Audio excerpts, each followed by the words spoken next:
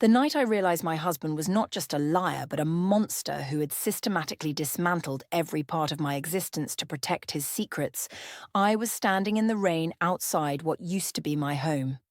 The locks had been changed, my credit cards had been cancelled, my bank accounts were frozen.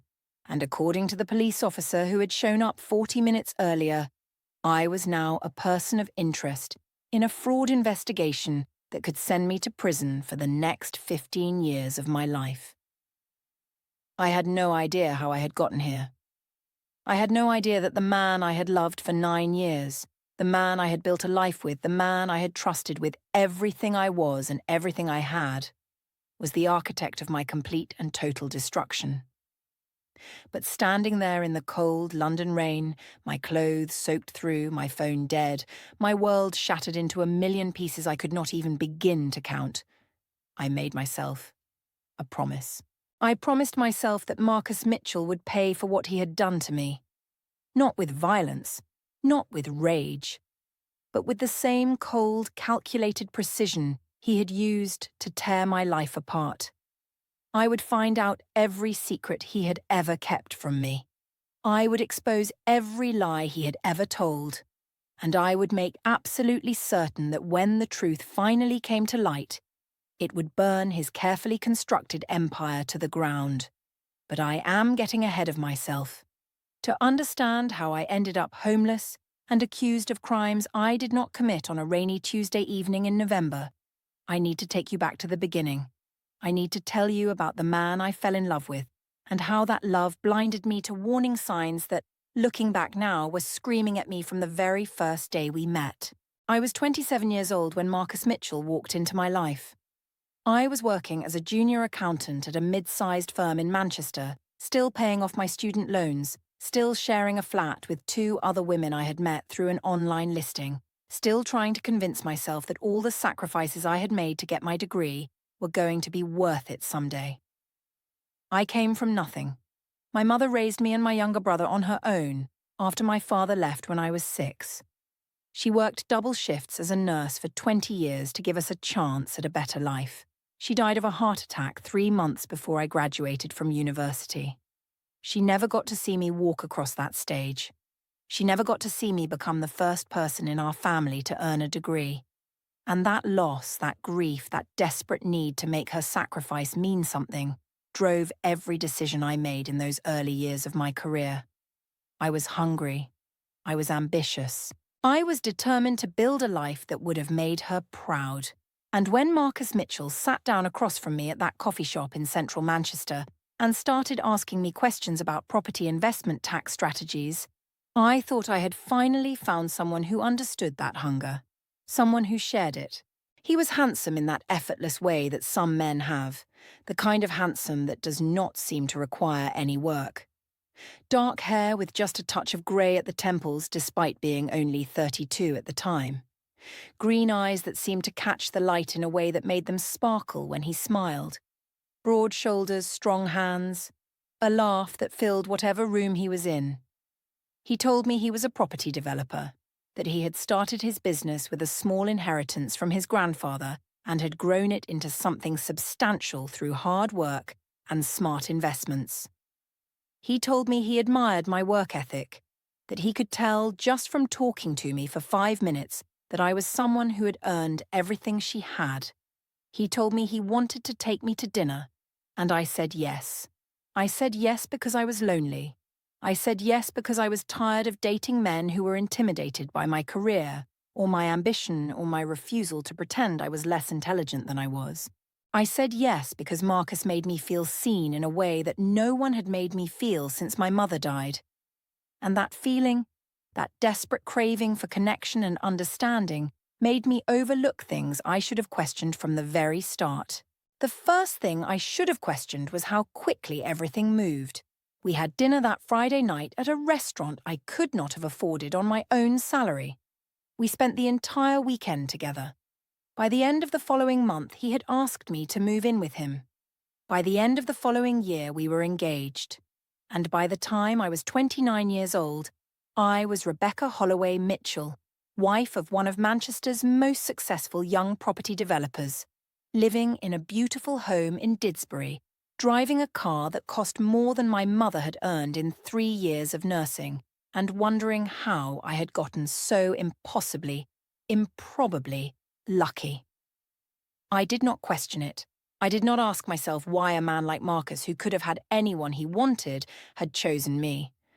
I just felt grateful. I felt blessed. I felt like the universe was finally rewarding me for all the years of struggle and sacrifice. I had no idea that I was not the first woman Marcus had chosen. I had no idea that his pattern of targeting ambitious, hard-working women from modest backgrounds was not a coincidence, but a calculated strategy. I had no idea that everything he had told me about his past, his family, his business, was a carefully constructed lie designed to make me trust him completely. But I would find out. Eventually, I would find out everything. The first crack appeared about 2 years into our marriage. I was 31 years old, working as a senior accountant at a larger firm in the city, and Marcus asked me to do something that made me uncomfortable. He asked me to sign some documents related to one of his property developments.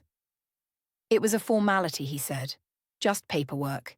He needed a co-signatory for insurance purposes, and since I was his wife, it made sense for it to be me. I hesitated.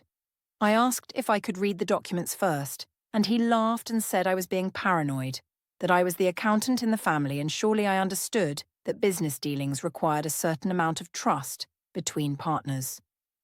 I signed the documents.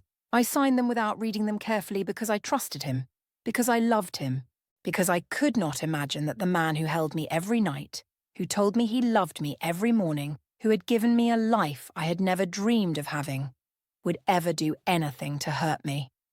That was my first mistake. It would not be my last. Over the next 3 years, Marcus asked me to sign more documents.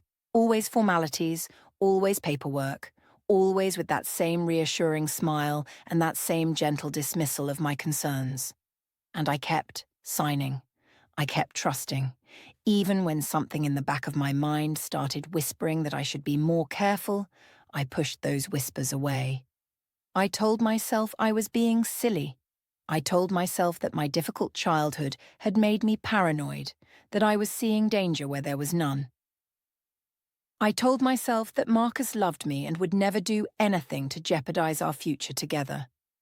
And then, in the spring of the year I turned 34, everything changed. It started with a phone call from my bank. The woman on the other end of the line was polite but clearly concerned. She asked if I was aware that there had been several large withdrawals from the joint savings account Marcus and I shared, withdrawals totaling nearly £80,000 over the past 6 months. I told her there must be some mistake. I told her I had not authorized any withdrawals. She asked if my husband might have made them, and I felt my stomach drop. I said I would look into it and call her back. And then I hung up the phone and sat very still for a very long time, trying to convince myself that there was a reasonable explanation. Marcus and I had always been transparent about money. We had a joint account for household expenses and savings, and we each maintained our own separate accounts for personal spending. The joint account was supposed to be for our future together. For the children we kept saying we would have someday. For the retirement we would share. For emergencies. £80,000 was not a withdrawal. It was a theft. When Marcus came home that evening, I confronted him. I tried to stay calm. I tried to give him the benefit of the doubt. I asked him about the withdrawals, and I watched his face very carefully as he responded. What I saw there changed everything. For just a moment, less than a second, I saw something flash across his features. It was fear. Pure, undisguised fear. And then it was gone, replaced by a smile and a laugh and an explanation that sounded perfectly reasonable. He said he had used the money for an investment opportunity that had come up suddenly, a property deal that required quick capital. He said he had been meaning to tell me, but had been so busy with work that it had slipped his mind. He said the investment would double our money within 6 months and that he was sorry for worrying me. And then he kissed me on the forehead and asked what was for dinner. I made dinner. I smiled and nodded as he talked about his day. I went to bed beside him that night and lay awake until 3 in the morning, staring at the ceiling, replaying that flash of fear in my mind. I knew in that moment that my husband was lying to me. I did not know why. I did not know what he was hiding. But I knew that something was very, very wrong. The next morning, I did something I had never done in all our years together. I started looking. Marcus had a home office that he kept locked when he was not using it. He said it was because he had sensitive business documents in there, and I had never questioned it. But that morning while he was in the shower, I found his spare key in the drawer of his nightstand, and I let myself in. What I found in that office would keep me awake for many nights to come. There were files, dozens of files, property deals and investment portfolios and financial statements, all bearing my name as a co-owner or co-signatory.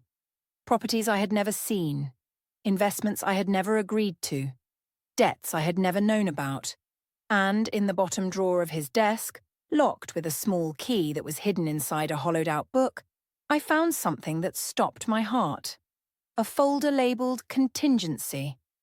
Inside were documents related to me, bank statements showing my separate accounts, which Marcus should not have had access to, medical records from a doctor's appointment I had attended alone, printed emails between me and my colleagues at work, and a legal document that had clearly been drafted but never filed, outlining the terms of our divorce and citing my supposed mental instability and erratic financial behaviour as grounds for the dissolution of our marriage. I stood there in my husband's office holding proof that he had been spying on me, that he had been building a case against me, that he had been preparing to destroy my reputation and take everything we had built together, and I felt the world tilt beneath my feet. I did not understand. I could not understand. What had I done to deserve this? What secret was Marcus keeping that required him to have an exit strategy? And why did that strategy involve making me look like a mentally unstable person who could not be trusted with her own finances? I should have taken those documents. I should have photographed everything and left immediately. But I was in shock. I was not thinking clearly. And I made a critical error that would cost me dearly in the weeks to come. I put everything back exactly where I had found it, and I left that office without taking any evidence at all. I told myself I needed time to think. I told myself I needed to understand what was happening before I acted.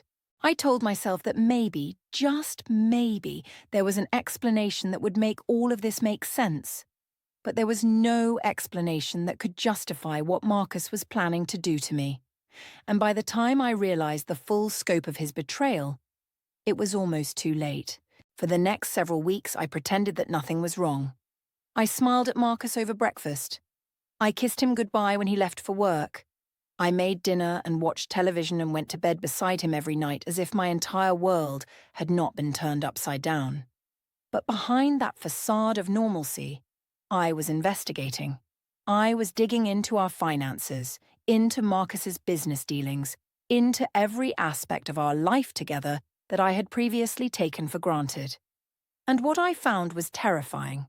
Marcus had used my signature, my name, my professional credentials as an accountant to legitimize what appeared to be a massive fraud operation. He had been inflating property values, securing loans against assets that did not exist, and funneling money through a series of shell companies that were registered in my name as well as his. On paper, I was not just his wife. I was his business partner. I was equally liable for debts that totaled in the millions. And if anyone ever started asking questions about where all that money had gone, I would be standing right beside him when the authorities came knocking. Except I was beginning to understand that Marcus had no intention of being there when that happened. The contingency folder, the divorce documents, the careful collection of evidence suggesting I was mentally unstable and financially reckless, it all pointed to one horrifying conclusion. Marcus was planning to disappear and leave me holding the bag for his crimes. I was not his partner. I was his scapegoat. I needed help. I could not do this alone. But I could not trust anyone in Marcus's orbit. His friends, his business associates, even the solicitor who had handled our marriage settlement, all of them were too close to him, too likely to report back. So I reached out to the one person in my life who had never trusted Marcus from the beginning. My best friend, Olivia Chen. Olivia and I had been friends since university. She was an investigative journalist for a major newspaper, and she had a nose for deception that bordered on supernatural. From the very first time she met Marcus, at a dinner party I had thrown to introduce him to my friends, she had been suspicious. She said he was too charming, too polished, too good at telling people exactly what they wanted to hear. I had dismissed her concerns as jealousy or overprotectiveness. I had pulled away from her when she kept pressing me about whether I really knew who Marcus was. And now, 3 years later, I was sitting across from her in a cafe in central London, telling her that she had been right all along. She listened without interrupting. She let me show her the documents I had finally begun to photograph during Marcus's increasingly frequent business trips. And when I was finished, when I had laid out every terrifying detail of the situation I found myself in, she reached across the table and took my hand. She told me that we were going to fix this. She told me that Marcus was not going to get away with what he had done, and she told me something that would change the course of my investigation entirely. She told me that she had seen Marcus before, not at our dinner party, earlier, years earlier, in a photograph accompanying an article about a fraud investigation in Birmingham. A fraud investigation involving a woman named Sarah Davenport, who had been sent to prison for 3 years for her role in a property scam that had bilked investors out of £2 million. The article had run when Olivia was an intern at the paper. She had not made the connection when she met Marcus because he had been younger in the photo and had been using a different name. But looking at him now, knowing what she knew about his methods, she was certain. The man in that photograph and my husband were the same person. And if that was true, then I was not Marcus's first victim. I was just his latest. That revelation hit me like a physical blow.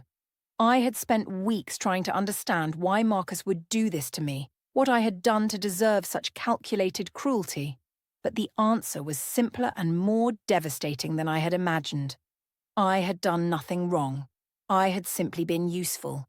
My profession as an accountant made me the perfect shield for his financial crimes. My modest background made me easier to isolate and control. My desperate need for love and connection made me vulnerable to his manipulation. I was not a wife to Marcus. I was a tool, a means to an end. And when I was no longer useful, he would discard me just like he had discarded Sarah Davenport. The only question was whether I could stop him before it was too late. Olivia and I began working together in earnest. She used her connections as a journalist to dig into Marcus's past, pulling court records and business filings and newspaper archives from across the country. What we found was a trail of destruction that spanned nearly 15 years. Marcus Mitchell was not his real name. He had been born Martin Price in a small town in the West Midlands.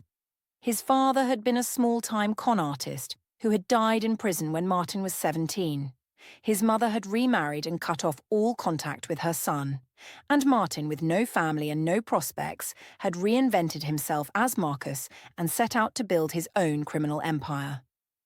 Sarah Davenport had been his first major target. She was a solicitor who specialized in commercial real estate, and Marcus had seduced her just as he had seduced me. He had married her, used her credentials to legitimize his schemes, and when the authorities started closing in, he had manufactured evidence that made her look like the mastermind behind the fraud. She had gone to prison insisting that she was innocent, that her husband had set her up, but no one believed her. By the time she was released, her reputation was destroyed, her career was over, and Marcus had moved on to his next victim. There had been 2 more women between Sarah and me. One had died by suicide before she could face trial.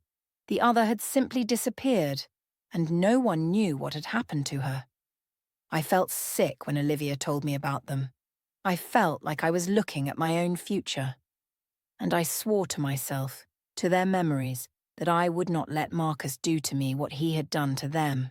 But stopping Marcus was not going to be easy. He had years of experience covering his tracks. He had connections to people who could make problems disappear. And he had been building his case against me for longer than I had realized.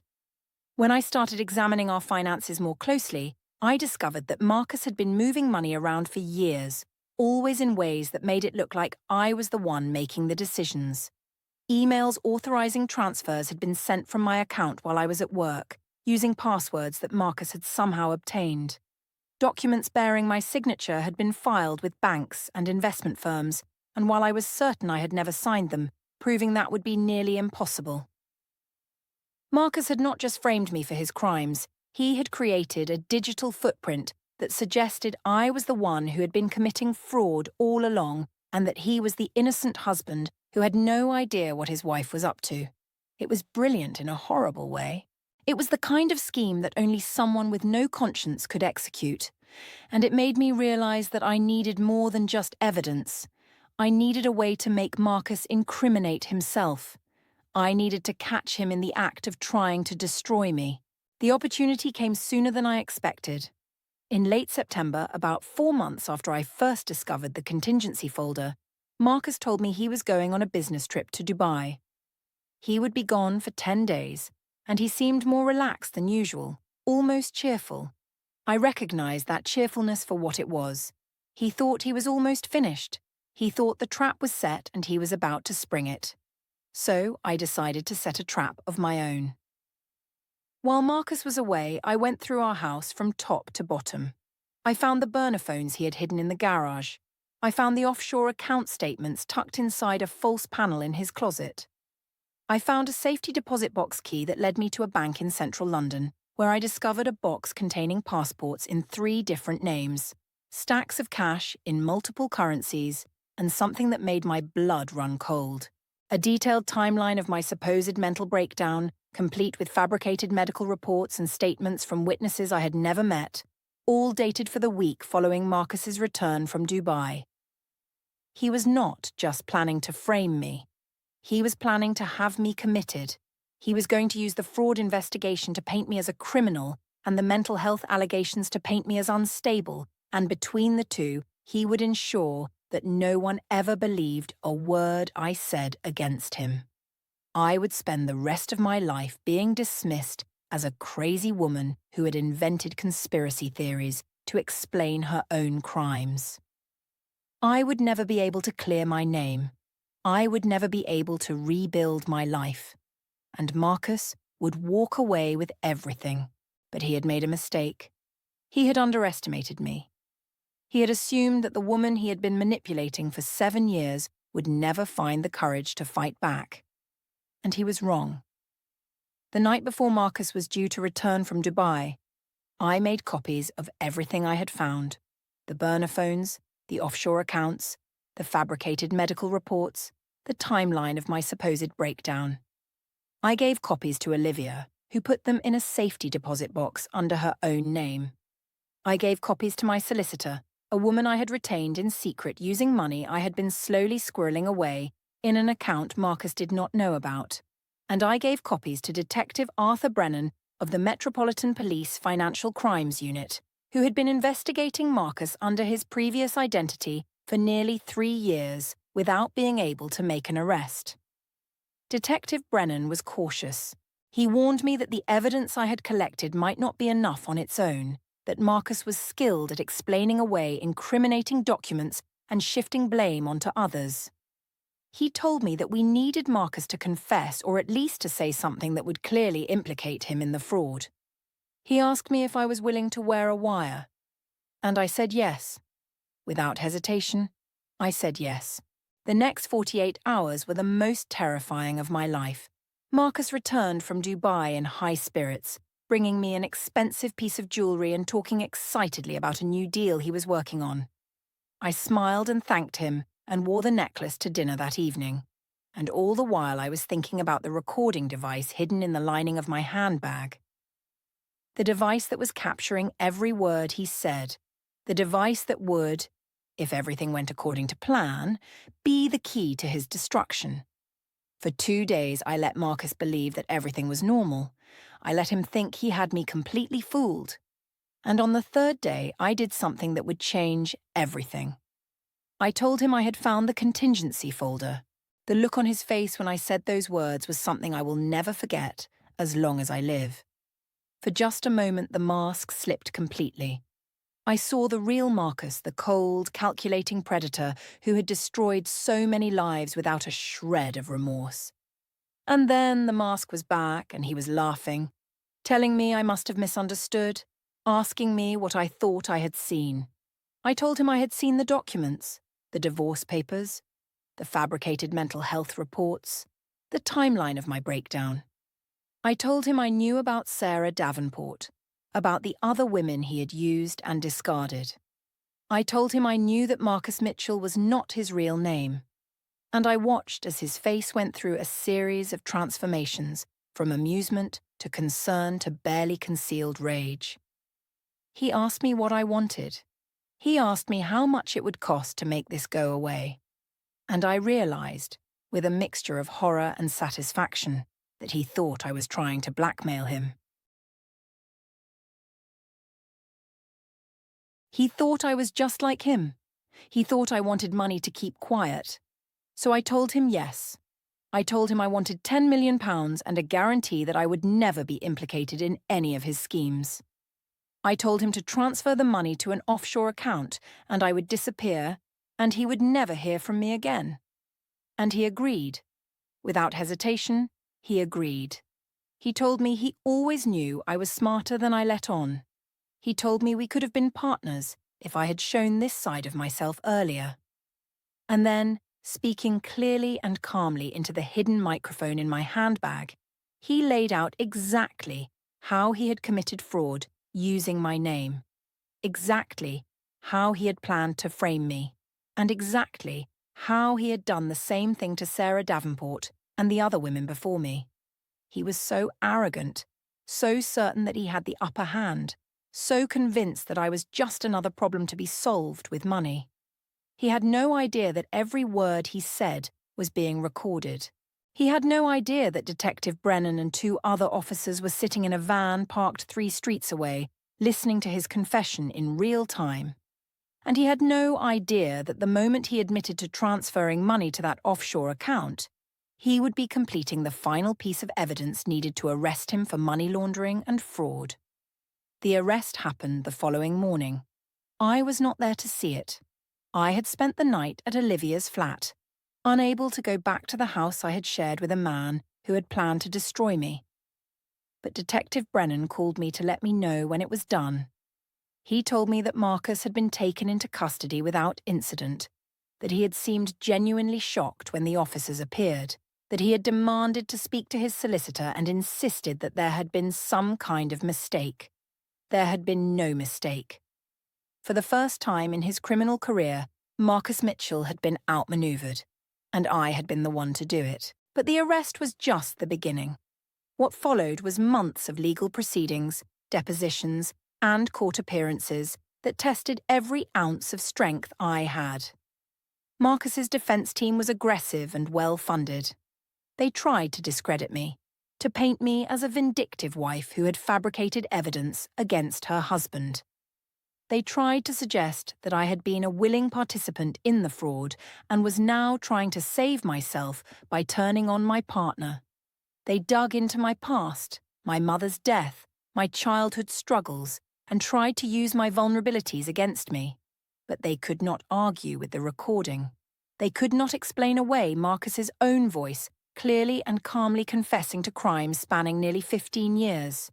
And they could not discredit the testimony of Detective Brennan, who had been building a case against Marcus for years and who was able to connect the dots between his various identities and schemes in a way that left no room for reasonable doubt. The trial lasted 6 weeks. It was covered extensively by the media, thanks in no small part to Olivia, who wrote a series of articles about Marcus's pattern of targeting and destroying women. Those articles brought forward 2 new witnesses, women Marcus had defrauded early in his career who had never come forward before because they thought no one would believe them. Their testimony helped establish the pattern of behavior that the prosecution needed to prove. And on a grey Wednesday in March, 2 years after I first discovered the contingency folder, Marcus Mitchell was found guilty on 12 counts of fraud, 4 counts of money laundering, and 2 counts of conspiracy to pervert the course of justice. The judge sentenced him to 18 years in prison. It was the longest sentence ever handed down in the United Kingdom for a fraud case of this type. And I was there in the courtroom to see it. I wish I could tell you that the verdict brought me peace. I wish I could say that watching Marcus being led away in handcuffs erased all the pain he had caused me. But the truth is more complicated than that. Marcus did not just steal my money or my reputation. He stole years of my life. He stole my ability to trust. He stole my sense of self. For a long time after the trial, I struggled to remember who I had been before I met him, who I had wanted to become, what I had dreamed of achieving. I had given so much of myself to a man who saw me as nothing more than a means to an end. And reclaiming my identity was harder than I ever imagined it would be. But I did reclaim it. Slowly, painfully, with the help of therapy and the support of friends like Olivia, I began to rebuild. I left accounting entirely, unable to face a profession that had been so thoroughly corrupted by my association with Marcus. I went back to school studying law this time, motivated by a desire to help other victims of financial crimes find justice. I moved to a new city, started a new life, and gradually learned to trust again. Not easily, not quickly, but eventually. There is one more thing I need to tell you. One final twist in this story that I did not see coming. About a year after Marcus's conviction, I received a letter. It was from Sarah Davenport, the first woman Marcus had destroyed. She had seen the media coverage of the trial. She had read Olivia's articles, and she wanted to thank me for doing what she had never been able to do, for exposing Marcus for what he truly was, for giving her some measure of vindication after all those years of being dismissed as a liar and a criminal. She told me that my testimony had cleared her name in the eyes of many people who had doubted her. She told me that she was finally able to start healing from the trauma Marcus had inflicted on her. And she told me something that made everything I had been through feel, somehow, more meaningful. She told me that she was not angry at me for failing to see through Marcus's deception. She understood, better than anyone, how skilled he was at manipulation, how convincing his lies could be, how easy it was to be blinded by love. She did not blame me for being his victim. She only thanked me for refusing to stay one. That letter is framed on my wall now. I look at it every morning when I wake up. It reminds me that the path I walked, as dark and terrifying as it was, led somewhere worth going. It led to justice. It led to healing. It led to a new beginning that I never would have found if I had not been forced to fight for my survival. Marcus is still in prison. He will be there for at least another 12 years, assuming he serves his full sentence. I do not think about him very often anymore. He does not deserve space in my thoughts. But occasionally late at night when I cannot sleep, I find myself wondering what he thinks about in his cell, whether he ever feels remorse for the lives he destroyed, whether he ever understands the depth of the pain he caused. I suspect the answer is no. I suspect that Marcus is incapable of feeling anything beyond his own self-interest, and that, in its own way, is a kind of punishment. To go through life without the ability to truly connect with another person, to love or be loved, to feel the simple joy of an honest relationship, that is a prison, far more confining than any cell. Marcus destroyed himself long before he ever tried to destroy me. He just did not know it yet. My name is Rebecca Holloway. I dropped the Mitchell from my name the day after the verdict was handed down. I am 40 years old. I am a second-year law student with a focus on financial crimes. I am a survivor of domestic abuse, financial fraud, and psychological manipulation. I am stronger than I ever knew I could be. And if you are listening to this story, because you suspect that someone you love is not who they claim to be, if you have seen the warning signs and pushed them away because you do not want to believe what they are telling you, I want you to know that your instincts are valid. Trust yourself, protect yourself, and know that no matter how dark things get, there is always a way out. There is always hope. There is always a chance to reclaim your life and write your own ending. Marcus tried to take that chance away from me. He failed. And if someone is trying to take it away from you, I promise you this: they will fail too. You are stronger than you know. You are more resilient than you believe. And you deserve a life that is not built on lies. Go find it. It is waiting for you. But I realize now that I have glossed over some of the most difficult parts of this journey. The parts that still wake me up at 3 in the morning.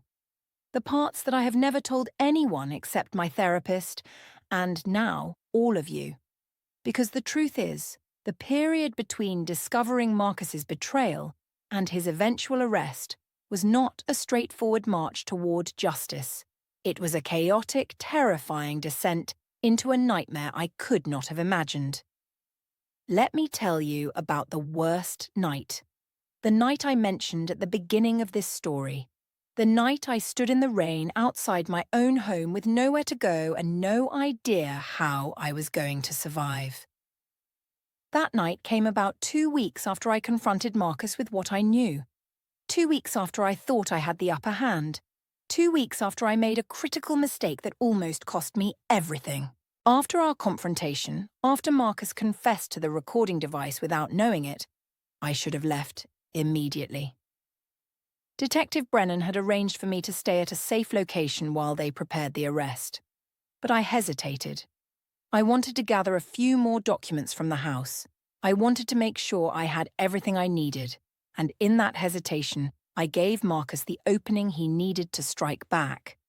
He must have suspected something after our conversation. He must have sensed that I was not actually planning to take his money and disappear, because 2 days later everything fell apart. It started with a call from my workplace. My manager, a woman I had known for 5 years and considered a friend, told me that I was being placed on administrative leave effective immediately.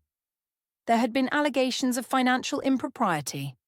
Documents had surfaced suggesting that I had been embezzling funds from client accounts.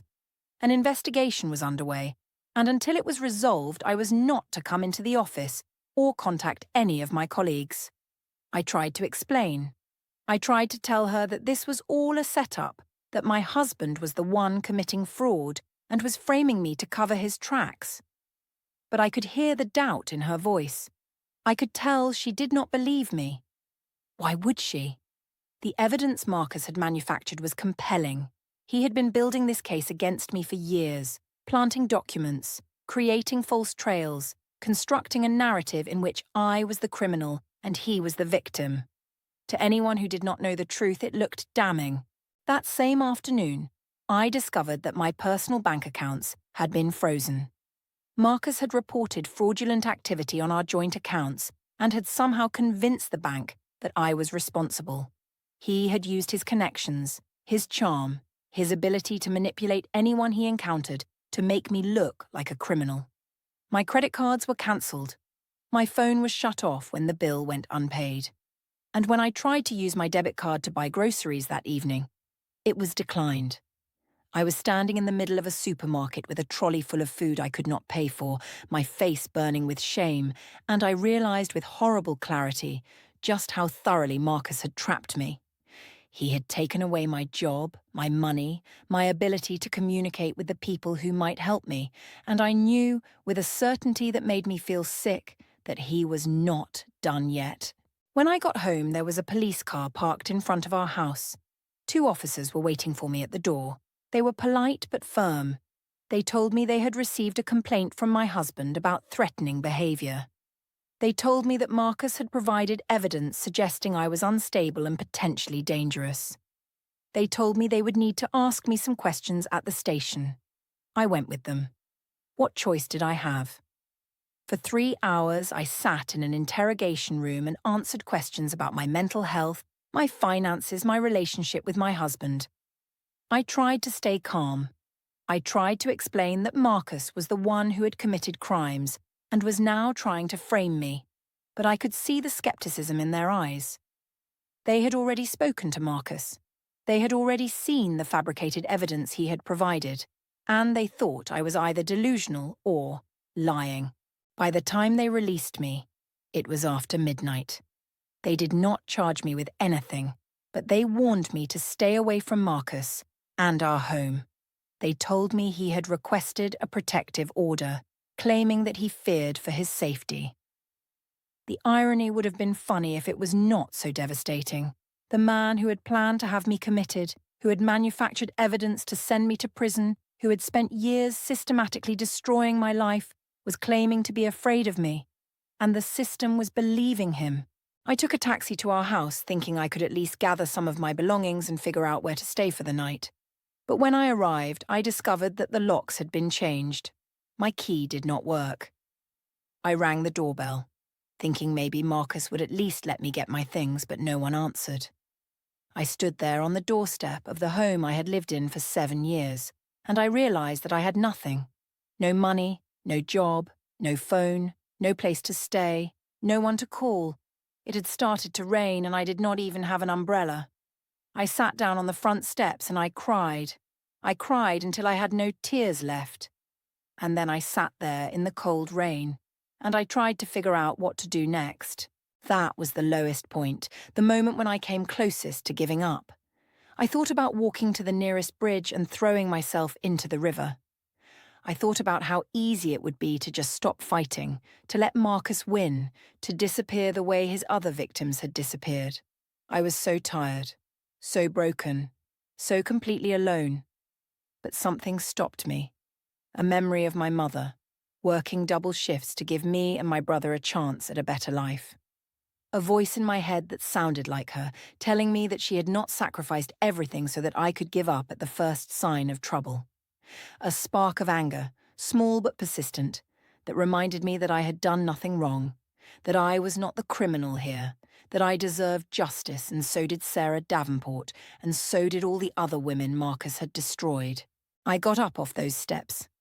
I walked to a 24-hour cafe about a mile away. I used their phone to call Olivia, waking her up at 2 in the morning, and when she answered, groggy and confused, I told her everything that had happened. I told her that Marcus had made his move. I told her that I had lost everything, and I told her that I needed her help more than I had ever needed anything in my life. She told me to stay where I was. She told me she would be there in an hour. And she kept her promise. She drove through the night to come get me, and when she arrived, she held me while I cried and told me that we were not going to let Marcus win. We were going to fight back. We were going to make him pay for what he had done. The next few weeks were a blur of activity. Olivia let me stay at her flat. She lent me money for clothes and food and a prepaid mobile phone. She contacted Detective Brennan and explained what had happened, and he expedited the arrest timeline, recognizing that Marcus had escalated his campaign against me and that I was in danger. My solicitor worked around the clock to challenge the protective order Marcus had obtained, presenting evidence that he was the one who posed a threat, not me. And slowly, painfully, the tide began to turn. The bank eventually unfroze my accounts after Detective Brennan intervened, explaining that Marcus was the subject of an active fraud investigation. My employer placed my suspension under review pending the outcome of the police inquiry into Marcus's activities. And the protective order was lifted after my solicitor presented evidence of the elaborate framed job Marcus had constructed. By the time Marcus was arrested, about 3 weeks after that terrible night in the rain, I had regained enough stability to start thinking about the future instead of just surviving the present. But the damage Marcus had done during those weeks lingered long after his arrest. The allegations against me at my workplace were eventually dismissed, but my reputation had been tarnished. Colleagues who had once been friendly became distant, unsure whether to believe my story or the narrative Marcus had constructed.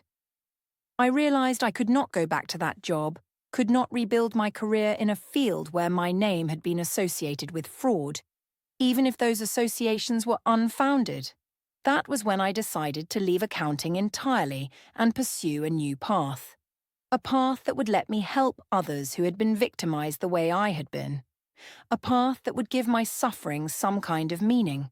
There is another part of this story that I have not told you. A part that involves someone I have not mentioned yet.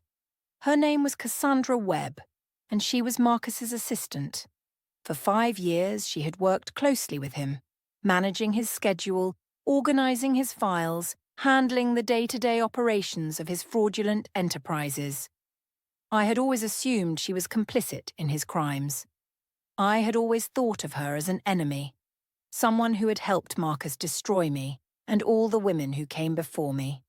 But the truth was more complicated than that. A few weeks after Marcus's arrest, Cassie reached out to me through Olivia.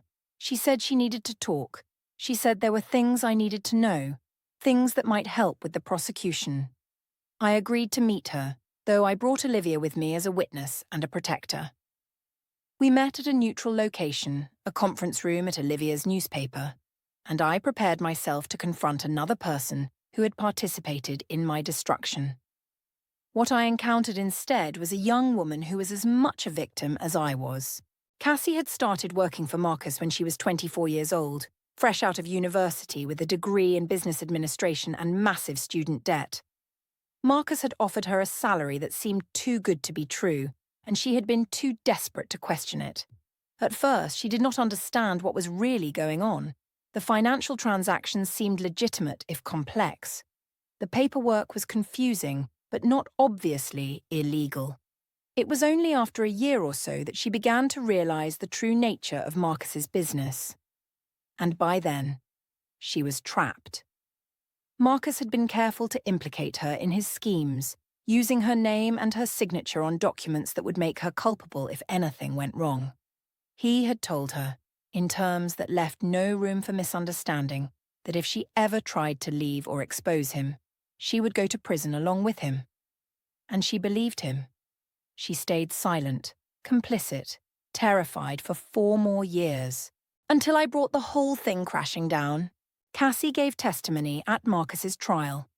She provided details about his methods that helped establish the pattern of behavior the prosecution needed to prove.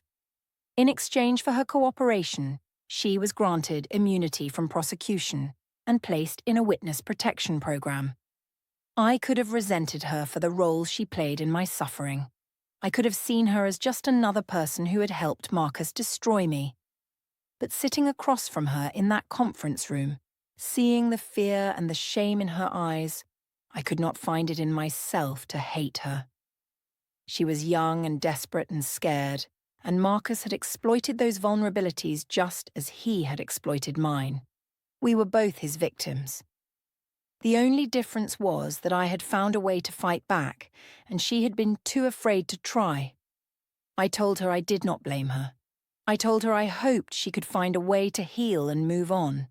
And when I walked out of that conference room, I felt something I had not expected to feel. I felt compassion. For her, for myself, for all the women Marcus had damaged over the years. We had all been caught in the same trap. We had all been targeted by the same predator. And now that he was behind bars, we could all begin the long process of putting our lives back together. The years since Marcus's conviction have been a journey of healing and transformation. I finished law school last spring and passed the bar exam on my first attempt. I now work for a non-profit organization that provides legal assistance to victims of financial crimes, helping them navigate the complex process of recovering assets and rebuilding credit and finding justice. It is not the career I originally envisioned for myself. It is better. It is more meaningful. It is a way of turning my pain into something positive, of using what I learned from Marcus to help others avoid the same fate.